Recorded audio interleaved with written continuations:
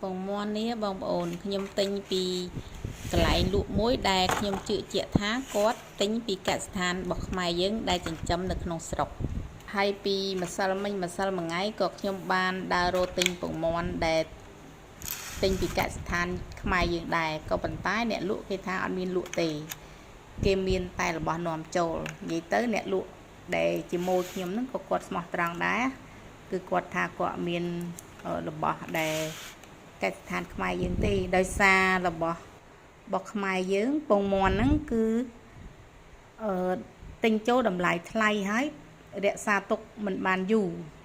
bỏ khai dương tục bàn mà tất ích khô dày hãy đầm lái dương thay tiệt chẳng này là bỏ nòm chốt cứ đầm lại thu chiêng hết tục bàn dù tiệt bàn pi tất tự bè tật hay pi muốn nhom bàn mơ video muối nè chỉnh châm bông mòn ởក្នុងស្រុកគាត់និយាយថាបើយើងលក់ពងមាន់ហ្នឹង14,000ពងមាន់ដែលចំក្នុងស្រុកហ្នឹងណាអញ្ចឹងរបស់នាំចូលគេលក់3,700 3,800ដល់ពេលយើងចុះមក3,700 3,800នាំចូលគេលក់តែ3,500អញ្ចឹងគាត់ត្រូវចុះបន្តរហូតដល់ពេលតម្លៃមួយដែលគាត់ចុះលេងបានគឺអ្នកឈ្មួញកដាហ្នឹងគឺអត់ទិញពីគាត់ទេអញ្ចឹងរបស់គាត់គឺត្រូវសល់មិនដឹងថាលក់ឲ្យអ្នកណាទេដោយសារអត់មានអ្នកទិញហើយអ្នកលក់ដែលជាឈ្មួញកដាហ្នឹងគឺយកតែរបស់នាំចូលយកមកលក់ទេដើម្បីបានចំណេញច្រើន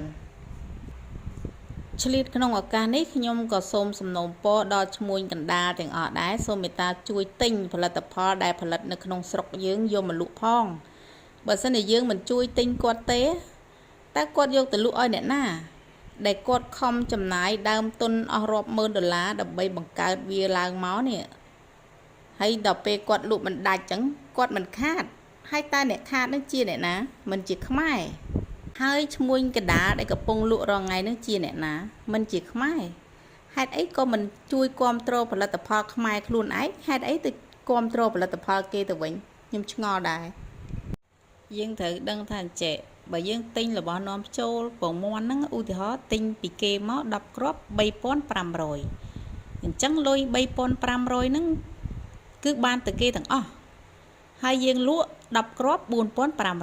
អញ្ចឹងលុយនៅយើងគឺនៅសល់ 1,000 រៀលនឹងឯងគឺ10គ្រាប់ចំណេញ 1,000 តែលុយទៅគេគឺ 3,500 ហើយប៉ុន្តែបើយើងទិញផលិតផលក្នុងស្រុក10គ្រាប់ឧទាហរណ៍ 3,800 ហើយយើងលក់បាន 4,500 យើងចំណេញ700មែនប៉ុន្តែលុយ 4,500 ហ្នឹងគឺនៅក្នុងស្រុកយើងទាំងអស់វាអត់បានចេញទៅក្រៅទេគឺលុយហ្នឹងវាវិលទៅវិលមកវិលទៅវិលមកអញ្ចឹងយើងទាំងអស់គ្នាជាឈ្មួញកដាលកុំចង់បានចំណេញច្រើនហើយលុយបានទៅគេស្ទើរតែទាំងអស់អញ្ចឹងអីយើងត្រូវជួយទិញផលិតផលខ្មែរដែលនៅក្នុងស្រុកហើយលុយវាអាចវិលទៅវិលមកនៅក្នុងស្រុកយើងវាអត់ចេញទៅស្រុកគេទេ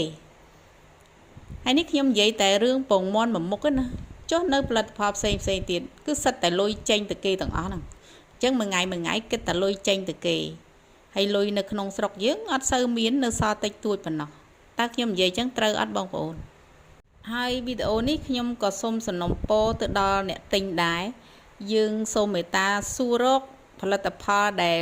ផលិតនៅក្នុងស្រុកយើងណាយើងកុំឃើញអីចេះតែទិញឃើញអីចេះតែទិញព្រោះថារបស់នាំចូលខ្លះគឺគុណភាពមិនសូវល្អទេបើរបស់ខ្មែរភាគច្រើនគឺគុណភាពល្អអញ្ចឹងយើងជួយគ្រប់គ្រងផលិតផលខ្មែរទាំងអស់គ្នាដើម្បីជីវភាពប្រជាជនខ្មែរហើយដើម្បីសុខភាពពលរដ្ឋខ្មែរអរគុណច្រើន